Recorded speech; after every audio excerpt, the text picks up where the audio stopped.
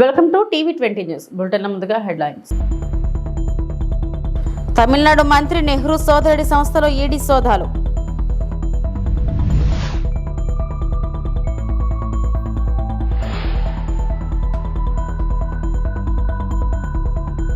అమరావతిలో global med city CM Chandrababu.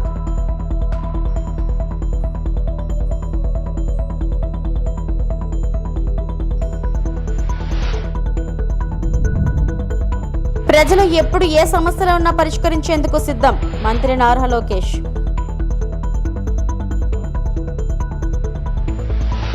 Tamil Nadu పట్టణాభివృద్ధి శాఖ మంత్రి కేఎన్ నెహ్రూ సోదరుడు నేతృత్వంలోని రియల్ ఎస్టేట్ గ్రూప్ పై ఎన్ఫోర్స్మెంట్ డైరెక్టర్ ఈడీ ఉదయం నుంచి సోదాలు చేస్తుంది. మంత్రి నెహ్రూ సోదరుడు కేఎన్ రవిచంద్రన్ టీవీహెచ్ గ్రూప్ అనే రియల్ సంస్థను స్థాపించి వ్యాపార కార్యకలాపాలను నిర్వహిస్తున్నారు.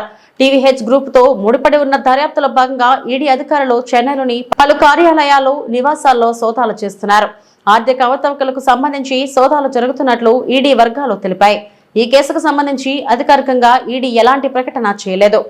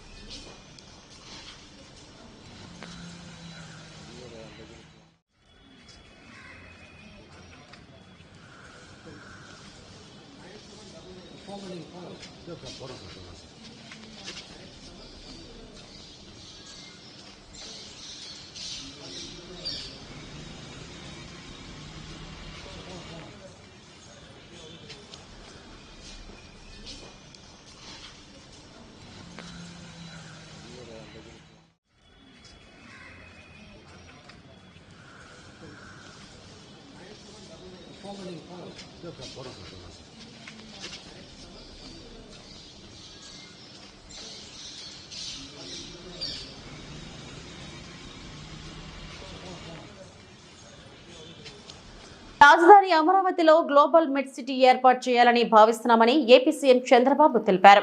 రాష్ట్రంలోని ప్రతి నియోజకవర్గంలో 100 నుంచి 300 పడకల ఆసుపత్రుల నిర్మాణానికి ప్రణాళికలు సిద్ధం చేస్తున్నట్లు వెల్లడించారు.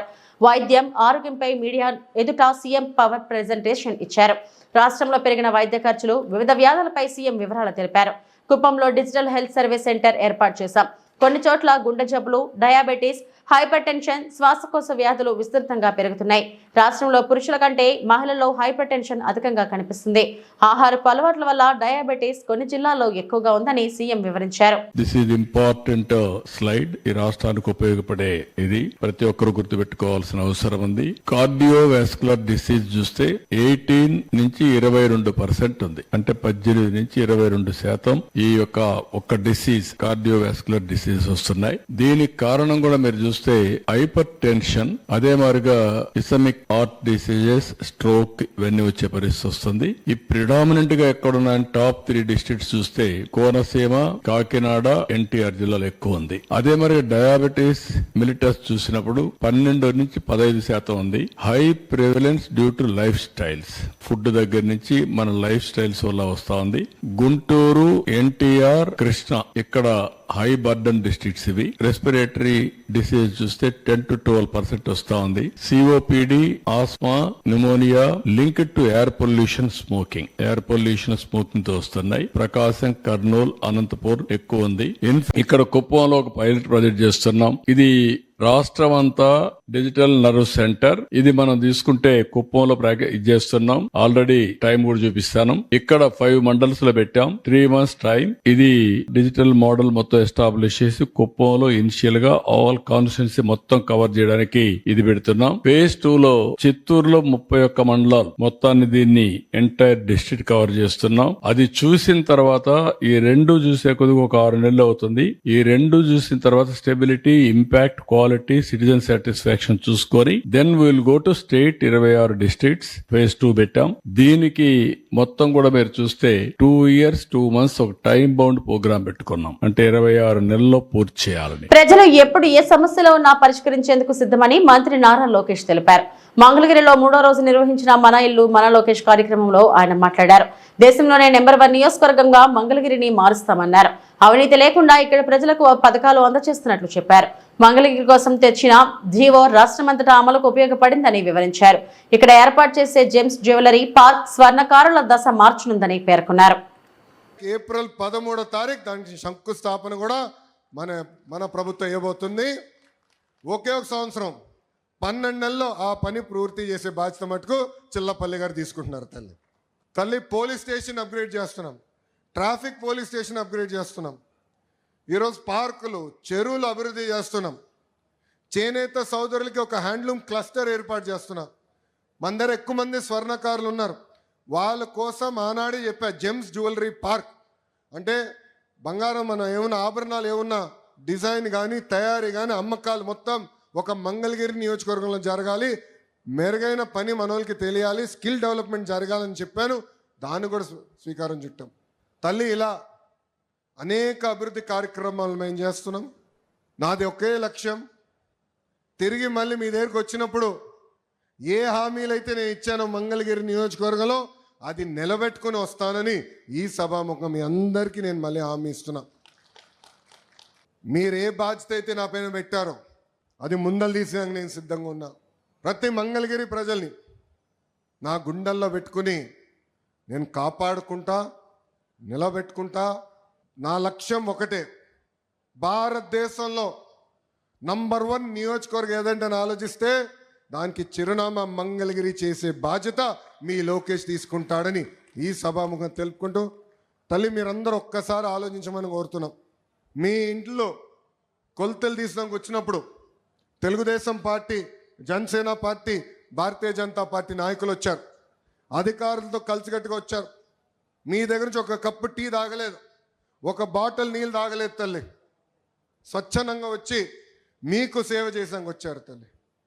ఈరోజు 1000 కోట్ల రూపాయలు విలువైన ఆస్తి మీకు ప్రభుత్వం అందిస్తుంటే దాంట్లో ₹1 అవినీతి లేకుండా మేము చేశాం తల్లి. అది ఎన్డీఏ ప్రభుత్వానికి ఉన్న చిత్తశుద్ధి. అహర్నిశలు మీకోసం కష్టపడడానికి మేము సిద్ధంగా ఉన్నాం.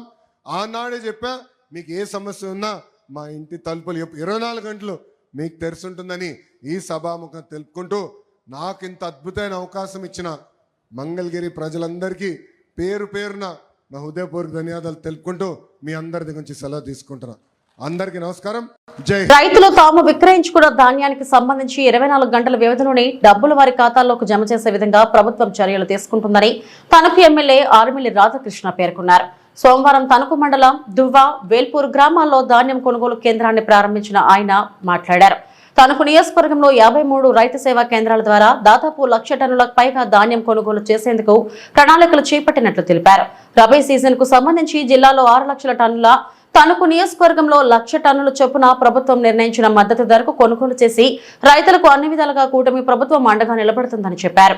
రైతులు తమకు నచ్చిన ప్రాంతాల్లో ఏ రైస్ మిల్లుకు కావాల్సి వస్తే ఆ రైస్ మిల్లుకు అమ్ముకునే విధంగా చర్యలు చేపట్టినట్లు తెలిపారు. ప్రభుత్వం నిర్ణయించిన మద్దతు ధరతో పాటు లోడింగ్, అన్లోడింగ్, హమాలీ ఛార్జీలు సైతం ప్రభుత్వమే చెల్లించే విధంగా చర్యలు తీసుకున్నట్లు పేర్కొన్నారు. ఈ కార్యక్రమంలో పౌర సరఫరాల, రెవెన్యూ అధికారులతో పాటు కూటమి నాయకులు, కార్యకర్తలు పాల్గొన్నారు. ధాన్యం కొనుగోలు కేంద్రాలను ఈరోజు తణుకు నియోజకవర్గంలో వేల్పూరు, దువ్వ గ్రామాల్లో ప్రారంభించుకుని ఈ రబీ సీజన్కి సంబంధించి నియోజకవర్గంలో దాదాపు 1,60,000 టన్నుల ధాన్యం పండితే ఈరోజు నియోజకవర్గంలో ఉన్నటువంటి 53 రైతు సేవా కేంద్రాల ద్వారా ధాన్యం కొనుగోలు ప్రక్రియను ప్రారంభించుకోవడం జరిగింది. ముఖ్యంగా రైతులకి మద్దతు ధర అందించే విధంగా, రైతాంగానికి ఎటువంటి ఇబ్బంది లేకుండా వారు ఏ రైస్ మిల్లుకి తోలుకోవాలనుకుంటే ఆ రైస్ మిల్లు అమ్ముకునే విధానాన్ని ఈ ప్రభుత్వం తీసుకొచ్చి రైతులకు సంబంధించి ఈరోజు గన్నీ బ్యాగ్స్ ఇవ్వడంతో పాటుగా వారికి కావాల్సినటువంటి లోడింగ్, అన్లోడింగ్, అదేవిధంగా ట్రాన్స్పోర్ట్, హమాలీ ఛార్జెస్ని కూడా ప్రభుత్వం చెల్లిస్తూ ఈరోజు ధాన్యాన్ని ఎటువంటి ఇబ్బంది లేకుండా ధాన్యం సేకరించినటువంటి 24 గంటల్లో రైతుల ఖాతాల్లో డబ్బులు జమ అయ్యే విధంగా ప్రభుత్వం అన్ని చర్యలు కూడా తీసుకుంది. ఈరోజు రైతు పక్షపాతిగా గౌరవ ముఖ్యమంత్రి నారా చంద్రబాబు నాయుడు గారు, ఉప ముఖ్యమంత్రి వర్యులు పవన్ కళ్యాణ్ గారు, అదేవిధంగా మోడీ గారి సహకారంతో కూటమి ప్రభుత్వం వచ్చిన తర్వాత రైతులకు ఉన్నటువంటి ఇబ్బందులన్నింటినీ కూడా అధిగమించే విధంగా గత ప్రభుత్వం ఏదైతే రైతులని ధాన్యం కొనుగోలు పేరుతో తీవ్రమైనటువంటి ఇబ్బందులకు గురి చేసిందో, ఆ రోజు రైతు ధాన్యం అమ్ముకోవాలంటే ఎక్కడ అమ్ముకోవాలో తెలియనటువంటి పరిస్థితి, తరుగుల పేరుతో బస్తాకి 4 కేజీల నుంచి 12 కేజీల వరకు దోపిడీ చేసినటువంటి పరిస్థితి, గన్నీ బ్యాగులు అందనటువంటి పరిస్థితి. ఈ నియోజకవర్గంలో పౌర శాఖ మంత్రిగా ఉన్నటువంటి అప్పటి ప్రజాప్రతినిధి ఆ విధంగా రైతులకు కూడా న్యాయం చేయలేనటువంటి పరిస్థితులు ఆ రోజు ప్రభుత్వం ఉంది. అన్ని విధాలుగాను కూడా మోసపోయినటువంటి, ధాన్యం అమ్ముకున్న తర్వాత డబ్బులు ఎప్పుడు వస్తాయో తెలియనటువంటి పరిస్థితి. 6 నెలలైనా డబ్బులు పడకుండా గత ప్రభుత్వం దాదాపు 1600 కోట్ల రూపాయలు బకాయిలు పెట్టిపోతే ఈ ప్రభుత్వం వచ్చిన తర్వాత రైతులకు సంబంధించినటువంటి 1600 కోట్ల రూపాయలతో ఆ బకాయిలు చెల్లించడంతో పాటుగా ముఖ్యంగా గత ఖరీఫ్ సీజన్కి సంబంధించి ధాన్యం సేకరణలో 24 గంటల్లో రైతుల ఖాతాలో జమ చేయడం జరిగింది. అదేవిధంగా ఈరోజు రబీకి సంబంధించి రైతు సేవా కేంద్రాల ద్వారా, సొసైటీల ద్వారా, ప్యాడీ పర్చేసింగ్ సెంటర్ ద్వారా సేకరించినటువంటి ధాన్యానికి వెంటనే డబ్బులు చెల్లించే ఏర్పాట్లు కూడా చేయడం జరుగుతుంది. ఈరోజు పశ్చిమ గోదావరి జిల్లాలో దాదాపు 6 లక్షల టన్నుల ధాన్యం సేకరణ లక్ష్యంగా పెట్టుకోవడం జరిగింది. దానిలో భాగంగా తణుకు నియోజకవర్గంలో 1,00,000 టన్నుల పైగా సేకరించి ఈరోజు రైతులందరికీ కూడా తగు న్యాయం చేసే విధంగా ఈ ప్రభుత్వం ముందుకు వెళ్తుంది. ఒక రైతు పక్షపాతిగా చంద్రబాబు నాయుడు గారు రాబోయే రోజుల్లో ఈ సంవత్సరం ముఖ్యంగా రైతాంగానికి అందరికీ కూడా ఏదైతే ఎన్నికల్లో హామీ ఇచ్చారో దానికి అనుగుణంగా రైతులందరికీ కూడా 20,000 రూపాయలు ఇచ్చే కార్యక్రమాన్ని కూడా ఈ ప్రభుత్వం తీసుకొస్తుంది. అలాగే కౌలు రైతులకు సంబంధించి కౌలు క్రెడిట్ కార్డులను కూడా ఇచ్చి వారికి ఇబ్బంది లేకుండా చూసే విధంగా వారికి లోన్లు కూడా ఎప్పటికప్పుడు ఇచ్చే విధంగా కూడా ప్రభుత్వం అన్ని చర్యలు తీసుకుంటుంది. అలాగే గత ప్రభుత్వం పూర్తిగా నిర్లక్ష్యం చేసినటువంటి మెకనైజేషన్ని ఈరోజు వ్యవసాయ యాంత్రీకరణ అనేది గత 5 సంవత్సరాల్లో ఎవరో చూడనటువంటి పరిస్థితి. మరలా ఈరోజు ప్రభుత్వం వచ్చిన వెంటనే మెకనైజేషన్కి సంబంధించి సబ్సిడీతో రైతులకి యంత్రాంగాన్ని, వ్యవసాయ యాంత్రీకరణకి సంబంధించి పనిముట్లను కూడా అందించడం జరుగుతుంది. ఈ విధంగా ఈ ప్రభుత్వం రైతుల పట్ల ఒక సానుభూతితో వ్యవహరిస్తూ రైతులకు అండగా నిలబడే విధంగా ఈరోజు ప్రభుత్వం ముందుకు వెళ్తుందని ఈ సందర్భంగా తెలియజేసుకుంటూ తణుకు నియోజకవర్గంలో కూడా రైతాంగానికి ఎక్కడా కూడా ఈ రబీ సీజన్కి సంబంధించి సాగునీటి సమస్య లేకుండా అన్ని చర్యలు తీసుకుని ఈరోజు సకాలంలో పంట చేతికి వచ్చే విధంగా దాని ద్వారా ఈరోజు ఎంఎస్పి ఏదైతే ఉందో 1,725 రూపాయలు కామన్ వెరైటీని ఈరోజు ప్రభుత్వ మద్దతు ధరకి కొనుగోలు చేసే విధంగా, అలాగే ఏ గ్రేడ్ 1,740 రూపాయలకి కొనుగోలు చేసే విధంగా ప్రభుత్వం చర్యలు తీసుకుందని ఈ సందర్భంగా తెలియజేసుకుంటూ రైతులందరికీ కూడా ఈ ప్రభుత్వం అండగా నిలబడుతుందని తెలియజేసుకుంటారు. డ్రోన్ నిఘాతో చట్ట వ్యతిరేక కార్యకలాపాలకు పశ్చిమ గోదావరి జిల్లా పోలీసులు చెక్ పెడుతున్నారు. శనివారం ఉండి మండలం కొలమూరు పొందువ గ్రామాల శివారులో నిర్మానుష్య పంట పొలాల వద్ద పేకాటాడుతున్న 9 మందిని డ్రోన్ ద్వారా గుర్తించారు. వారిని అదుపులోకి తీసుకుని కేసులు నమోదు చేశారు. వారి వద్ద నుంచి 7,390 రూపాయల నగదును స్వాధీనం చేసుకున్నట్టు ఎస్ఐ మొహమ్మద్ నజీరుల్లా తెలిపారు.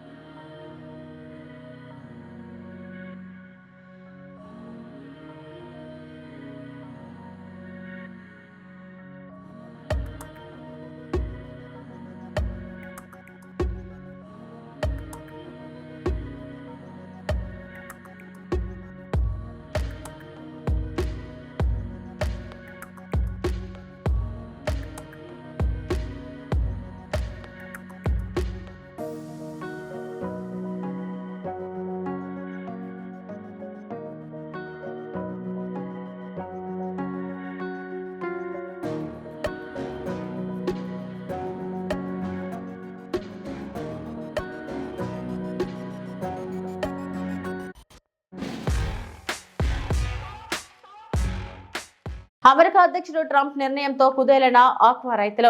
పశ్చిమ గోదావరి జిల్లా భీమవరం మండలం తాడేరు గ్రామంలో రొయ్యలు సాగు చేస్తున్న అల్లూరి శ్రీనివాసరాజు, యాళ్ల బండి శ్రీకృష్ణ ఆక్వాలో ఎదుర్కొంటున్న సమస్యలను వివరిస్తూ ఆక్వాలో మన దేశం సుమారు 60,000 కోట్లు విదేశీ మాదక ద్రవ్యాన్ని సంపాదిస్తుందని, ఇప్పుడు అమెరికా అధ్యక్షుడు ట్రంప్ తీసుకున్న నిర్ణయం వలన మన దేశం నుండి ఎగుమతి అవుతున్న ఆక్వా రంగంపై 25% సుంకం విధించడంతో ఆ భారాన్ని ఆక్వా రైతు మీద వేయడంతో అధిక మొత్తంలో నష్టపోతున్నామని, ఇంత నష్టపోతున్న ఆక్వా మేతలు మందుల ధరలు మాత్రం తగ్గించకపోవడం వల్ల కష్టాల బారిన పడుతున్నామని, అదేవిధంగా గతంలో ప్రతిపక్షంలో ఉన్నప్పుడు ఆక్వా రైతులను ఆదుకుంటామని చెప్పిన ప్రస్తుత కూటమి ప్రభుత్వం విద్యుత్ ఛార్జీలతో పాటు ఫ్యూయల్ ఛార్జెస్, ఇతర ఛార్జీలతో చాలా ఇబ్బందులు పడుతున్నామని, దీన్ని దృష్టిలో పెట్టుకుని ఆక్వా రంగాన్ని ఆదుకోవాలని అమెరికా అధ్యక్షుడితో మోడీ చర్చలు జరిపి చర్యలు తీసుకోవాలని, లేదంటే ఆక్వా రంగం క్రాప్ హాలిడే ప్రకటించాల్సి వస్తుందని తెలిపారు.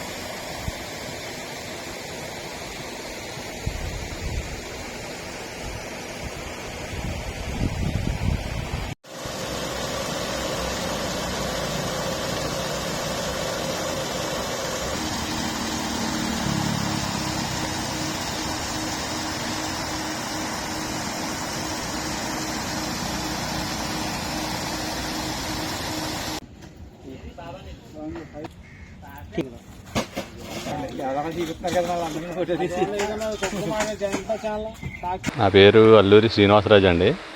నేను తాడేరు గ్రామంలో 32 ఎకరాలు రొయ్యల సాగు చేస్తున్నాను. రొయ్యల సాగు ఇవరక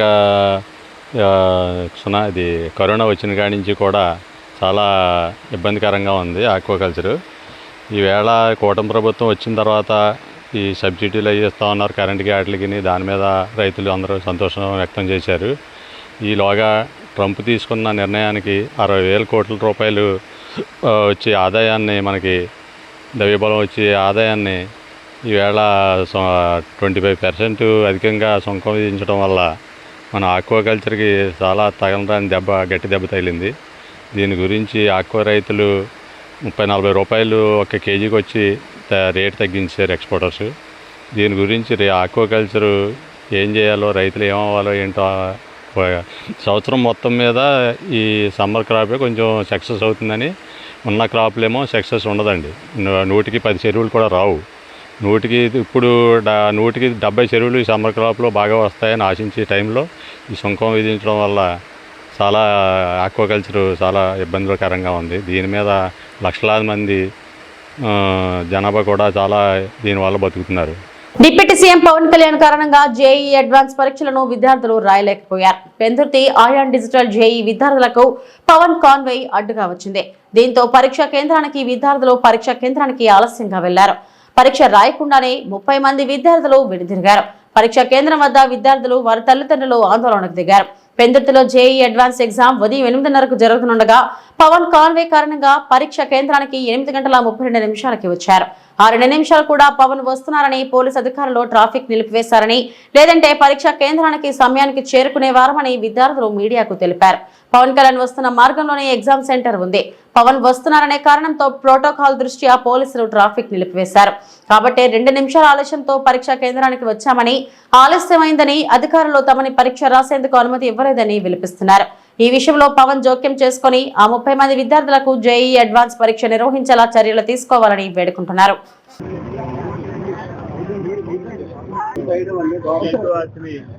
నీతో ఆత్మి పేరెంట్ని 8:30కి ఇక్కడికి రావాలండి టైం యాక్చువల్గా. కాకపోతే మేము 8:32కి వచ్చామండి.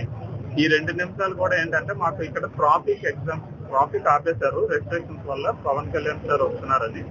సో నేను అనేది ఏంటంటే ఇదే లైన్ లో పవన్ కళ్యాణ్ సార్ వస్తున్నారు, ఇదే లైన్ లో ఎగ్జామ్ సెంటర్ ఉంది. సో పోలీసులు ఎక్కడికక్కడ ట్రాఫిక్ రూల్స్ పాటించి వాళ్ళ పేరెంట్స్ కానీ ట్రాఫిక్ కామన్ పీపుల్ అందరిని ఆపేశారు.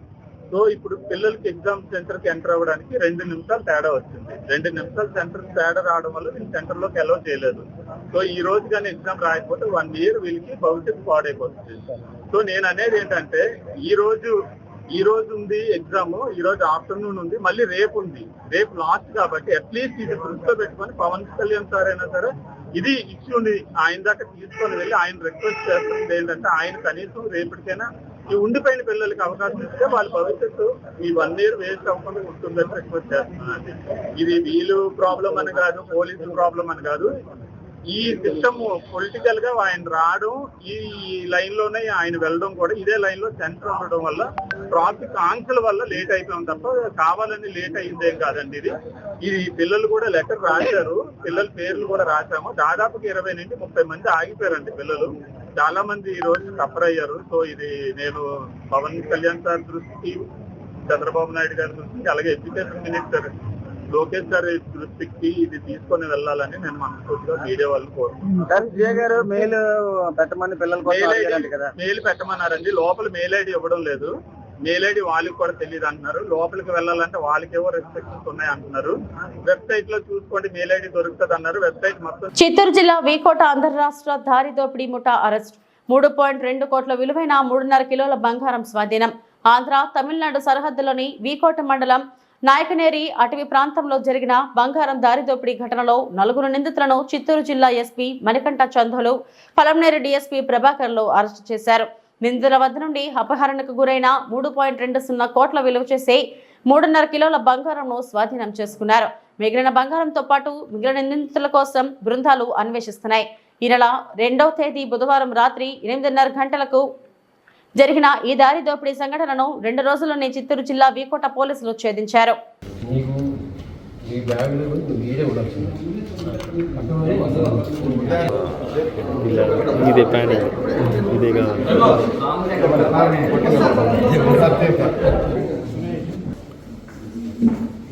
దీనికి సంబంధించి ఈరోజు మనం ఈ ప్రెస్ మీట్ నిర్వహిస్తున్నాము. 2/4/2025 అంటే ఈ నెల ఏప్రిల్ 2వ తారీఖున జరిగిన ఒక దారి దోపిడీ వీకోట లిమిట్స్. ఇందులో ఒరిజినల్గా వాళ్ళు చెన్నై నుంచి కేజీఎఫ్కి బంగారాన్ని ట్రాన్స్పోర్ట్ చేస్తున్నారు. దాన్ని అడ్డగించి ఒక కారులో కొంతమంది దుండగులు వచ్చి వాళ్ళని బెదిరించి వాళ్ళ దగ్గర ఉన్న బంగారం ఉందని తెలుసుకొని ఆ బంగారం మొత్తాన్ని 3.5 కిలోల బంగారం మొత్తాన్ని కూడా వాళ్ళు తీసుకొని వెళ్ళిపోవడం జరిగింది. కానీ మనకి ఆ సమాచారం 3వ తారీఖు మన స్టేషన్కి వచ్చి వాళ్ళు కంప్లైంట్ ఇవ్వడం జరిగింది. ఇందులో కంప్లైంట్ ఇచ్చిన వ్యక్తి చేతన్ కుమార్. ఇతను కేజీఎఫ్లో ఒక బట్టల వ్యాపారి మరియు బంగారం సంబంధించిన వాటిని వ్యాపారం చేసి కొనుగోలు చేసి అమ్మకాలు చేస్తుంటాడు. ఇతను చెన్నై నుంచి ఫ్రీక్వెంట్గా బంగారం తీసుకొని వెళ్ళి కేజీఎఫ్లో ఉండే వేరే వేరే దుకాణాలకి ట్రాన్స్పోర్ట్ చేస్తుంటారు. ఇదే రకంగా 2వ తారీఖు చెన్నైలో కొనుక్కొని కేజీఎఫ్ తీసుకెళ్తుండగా మనకి వీకోట లిమిట్స్లో నాయకనేరి ఘాట్, ఈ ఘాట్ నందు వీళ్ళు తీసుకెళ్తున్న బంగారం ముందరగానే తెలుసుకొని దాన్ని ఆపి కొంతమంది ప్లాన్ చేసి ఈ బంగారాన్ని తీసుకొని వెళ్ళారు. సో మనకి 3వ తేదీన సమాచారం వచ్చిన మనం వెంటనే కేసు రిజిస్టర్ చేసి ఇన్వెస్టిగేషన్ మొదలుపెట్టాము. ఇందులో మొత్తం 4 ఇన్స్పెక్టర్లని 4 టీమ్స్గా పెట్టేసి అందరినీ కూడా వేరు వేరు రూట్స్లో ఎక్కడ జరిగింది, అలానే ఏ రూట్స్ నుంచి వాళ్ళు వచ్చారు, ఏ రూట్స్ నుంచి వెళ్తారు, మొత్తం ఇవన్నీ కూడా technical evidences, CCTV evidences gather చేయడం జరిగింది. ఈ గ్యాదర్ చేస్తున్న విషయంలో మనకు తెలిసింది ఏంటంటే ఎవరైతే ఈ కారులో వెళ్తున్నారో ఆ డ్రైవర్ ముక్రమ్ అనే వ్యక్తి, అతను మనం ఏటుగా యాడ్ చేసాము. ఈ ముక్రమ్ పర్సన్ చేతన్ కుమార్ దగ్గరే చాలా కాలం నుంచి పనిచేస్తున్నాడు.